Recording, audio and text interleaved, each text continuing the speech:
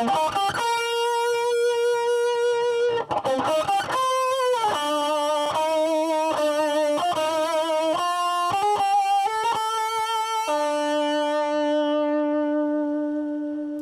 there, it's Doug here. This is the first of a series of 3 videos in which I'll demonstrate how to make a replica of Brian May's legendary Deacy Amplifier. Queen bass player John Deacon studied electronics at the University of London, and he used his knowledge to build a small battery-powered guitar amplifier in the early 1970s from a hi-fi bookshelf loudspeaker cabinet and the circuit board from a vintage transistor radio which he found in a dumpster. Brian liked the sound of the Deacy amp so much he used it to record orchestrated guitar parts on many Queen tracks, including Good Company, The Fairy Fellas Masterstroke, instrumental tracks God Save the Queen and Procession, and even Bohemian Rhapsody.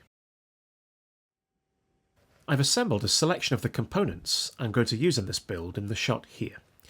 These include 2 suitable woofer loudspeakers, 2 tweeters, a piece of the original Vynair front baffle covering material, chipboard front and rear panels, and a kit of custom components made by Nigel Knight of Knight Audio Technologies.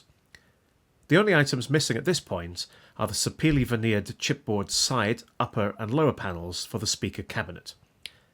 I plan to make these via CNC and illustrate the process in a separate video. Okay, let's talk about this new kit that has made this build possible. Nigel Knight has gone to great lengths to ensure that all the components provided in this new kit match the specification of those in Brian's original Deacy amplifier.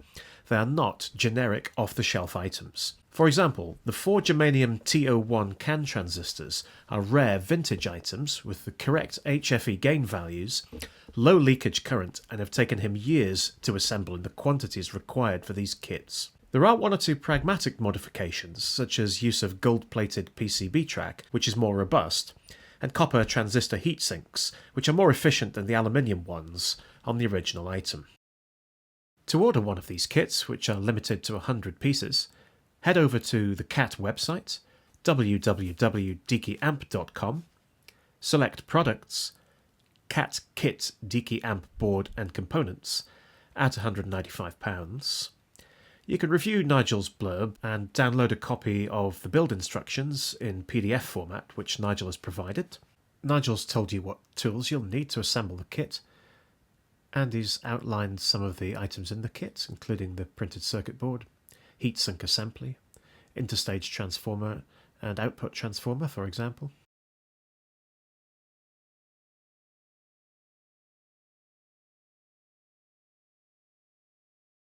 When you're ready, click Add to Cart and complete the checkout process in the normal way. Let's move on to talk about the speakers in the Deacy. Now the 2 you can see in the picture here are exactly the same type as fitted to Brian's original Deacy.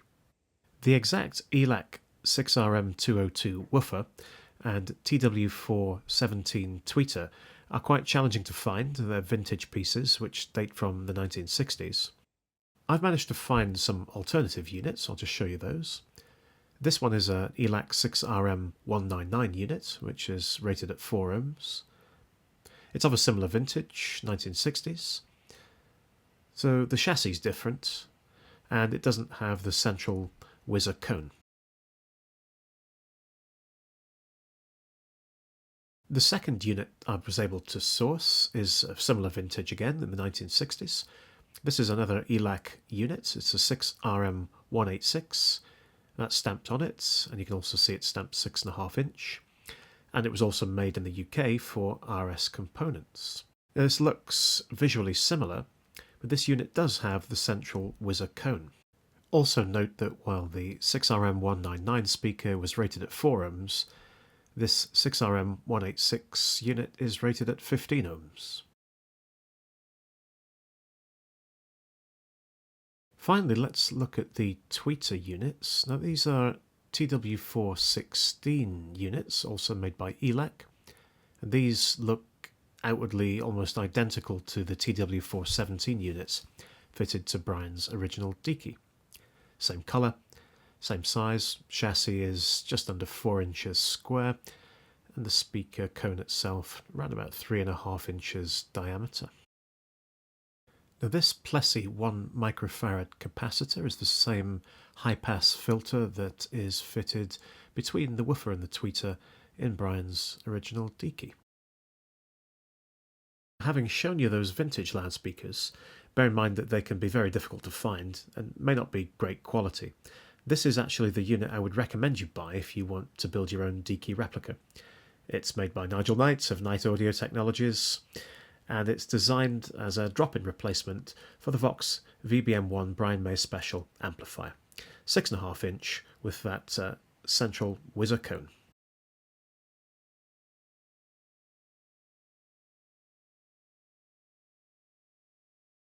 If you want to buy one of these speakers, you should know where to go by now. That's Nigel Knight's website, www.deacyamp.com. You want to select KAT DSP-6.5 TC speaker upgrade. There's a little demonstration video on Nigel's YouTube channel and some information about the speaker. Now let's talk about your options for the front baffle material. So there'll be no prizes for guessing that the original stuff is pretty difficult to find because it dates from the 1960s. The front panel baffle material fitted to the speaker cabinet of the original Deacy isn't a traditional woven fabric or textile at all. It is in fact a textured thermoset vinyl plastic with holes in it, as you can see here, you can see through it, and it has a white pattern marking on the raised parts on the front surface. This original material was made by ICI, that's Imperial Chemical Industries, in the UK. And if you want your Deacy amp replica to look exactly the same or very similar, your best options are either salvage a similar looking fabric from a vintage speaker cabinet, as I've done here, or source a sufficient quantity from a supplier of vintage hi-fi equipment and equipment spares. Now the material stapled to this front baffle is an example of a screen printed textile. And as you can see, the result is quite authentic and very similar to the original Vynair. I'm just showing you now the front baffle, which is made of a 1/2 inch chipboard. If you want to get your own material custom screen printed, I'll make a high resolution scan of the original Vynair material available on my website, dsgb.net. I'll talk more about the electronic components in the second part where I assemble the kit. In this part of the video, in the introduction, I just wanted to show you that the arrangement of transformers and transistors in vintage transistor radios from the 1960s is very similar. Now this item I'm showing you here has been extracted from the vintage transistor radio from the 1960s, and you can see the transformers look similar. Before I finish, let's take a quick look at the only official Deacy amp replica, which was made by Knight Audio Technologies, or KAT, between 2011 and 2019. Now between 160 and 170 units were built in total, and my unit is serial number 65. The retail price of the KAT Deacy amp replica was around £750. This is quite a high price for a small amplifier like this, but it reflects the enormous amount of research and development work that went into producing the amplifier and the fact that it's hand-built and all the components, including the cabinet, are completely bespoke.